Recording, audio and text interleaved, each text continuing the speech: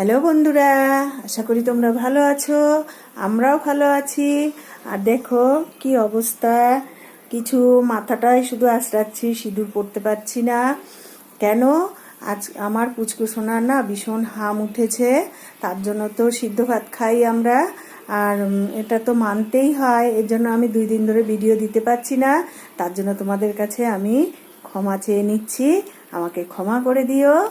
আর দেখো কি পরিমাণ উঠেছে, দেখো কি পরিমাণ উঠেছে সারা গায়ে। তোমরা ঠাকুরের কাছে কামনা করো ও যেন তাড়াতাড়ি সুস্থ হয়ে যায়, সুস্থ ভালো হয়ে যায়, তারপরে আমি যেন ভালোভাবে ভিডিও দিতে পারি। আর খুব কাঁদছে, ছোট বাচ্চা তো, এখনো 1 বছর হয়নি।